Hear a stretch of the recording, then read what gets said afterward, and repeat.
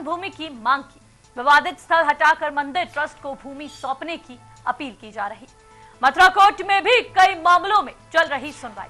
दरअसल श्री कृष्ण जन्मभूमि शाही ईदगाह मामले में आज अहम सुनवाई होने जा रही है। जी हाँ, दोपहर 2 बजे इलाहाबाद हाईकोर्ट में इस विवाद पर सुनवाई शुरू होगी। इस दौरान 18 अलग अलग याचिकाओं पर एक साथ चर्चा की जाएगी।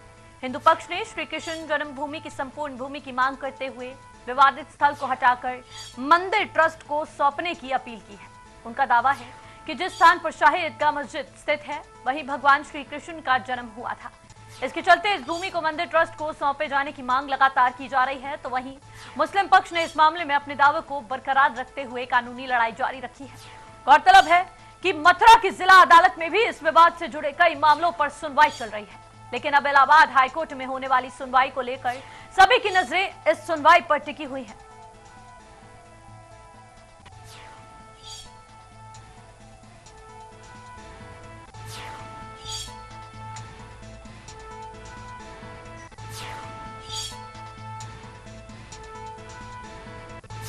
तो वहीं इसी खबर पर तमाम जानकारी, तमाम चर्चा हमारे साथ करने के लिए हमारे साथ यहाँ पर हिंदू पक्षकार कौशल किशोर ठाकुर जी जुड़ चुके हैं। आपका बहुत बहुत स्वागत है कौशल किशोर ठाकुर जी।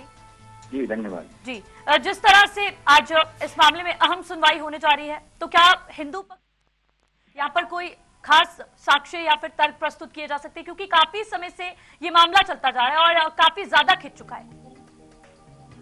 जी देखिए, मामला तो लंबा खिंचता ही चला जा रहा है। कहीं न कहीं तक जो है न्यायिक प्रक्रिया हमारे भारत की बहुत स्लो है।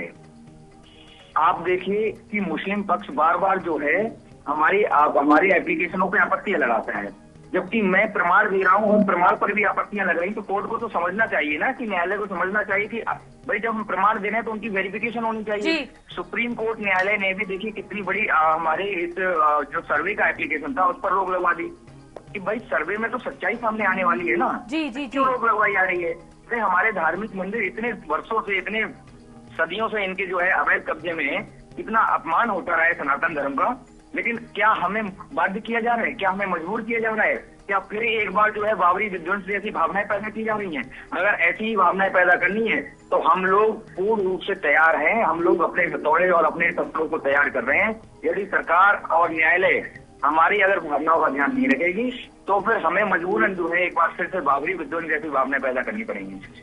हम जल्दी इस पर अपना विचार कर रहे हैं। आज भी हम न्यायालय में 2 बजे हमारी सुनवाई है माननीय उच्चतम न्यायालय उच्च न्यायालय प्रयागराज में।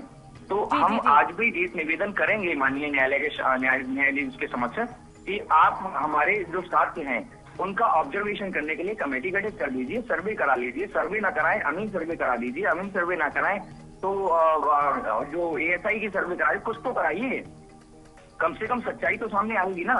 लेकिन न्यायालय में आप ये देखिए, न्यायालय में भी अभी यही प्रक्रिया चल रही है कि हम एप्लीकेशन जो लगाते हैं, हमारे बाद में जो एप्लीकेशन लगाई जाती है उनमें सुनवाई हो जाती है। जी। और हमारे एप्लीकेशन को पेंडिंग डाल दिया जाता है। क्या दर्शाना क्या चाहते हैं? ये समस्या का विषय है, ये बहुत बड़ी समस्या है कि हम मूल भौतिक जो है अपनी बात रख रहे हैं और हमारी बात को जो है एक्सेप्ट क्यों नहीं कर रहा है।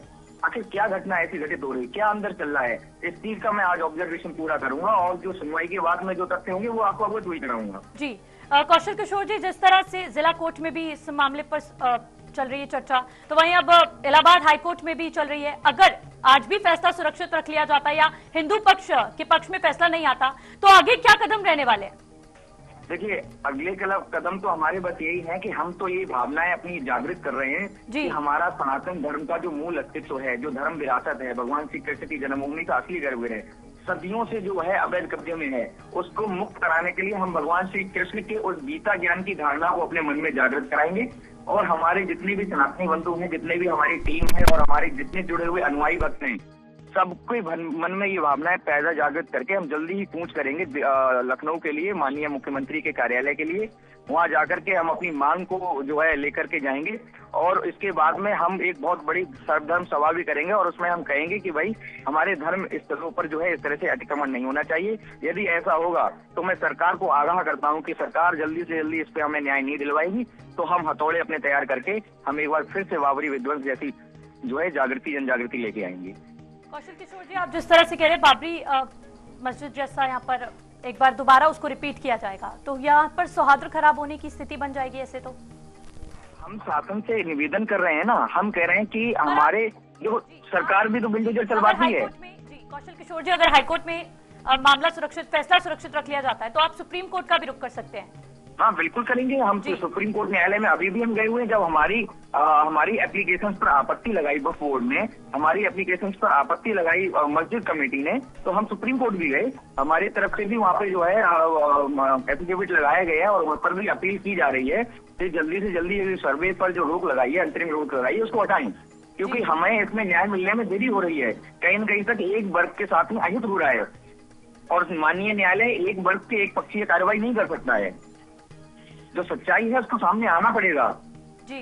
तो अभी हम लोग संघर्ष कर रहे हैं, लेकिन हम नहीं चाहते कि देखो जो सद्भाव जो है और जो सामाजिक जो है कोई माहौल खराब हो।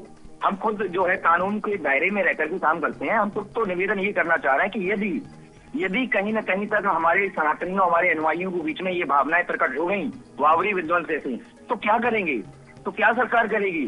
क्योंकि हमारे धर्म स्थलों पे कब्जे हो रहे हैं। योगी आदित्यनाथ जी की सरकारी जमीन पर जो है उत्तर प्रदेश सरकार की सरकारी जमीनों पे जो भूमाफिया लोग कब्जे कर लेते हैं, सरकार तत्काल प्रभाव से वहां बिल्डोजर चलवा देती है, फिर तो बवाल नहीं होता है। और कई ऐसे अभी मस्जिदें हुई, जैसे आपने देखा होगा हिमाचल प्रदेश में मस्जिद पर बिल्डोजर चल गया जी, उत्तराखंड में बिल्डोजर चल गया। तो बिल्डोजर तो जब चल रहा है ना, जब अवैध कार्य देखे जा रहे हैं और हम यहाँ प्रमाण दे रहे हैं अवैध कार्यों के, फिर भी उसमें बिल्डोजर नहीं चल रहा है, तो बिल्डोजर नहीं चलेगा तो हथौड़ा चलेगा। भाई हम सनातनियों का तो हथौड़ा ही है, हमारे पास बिल्डोजर नहीं है। बिल्डोजर तो हमारे बाबा जी के पास में है।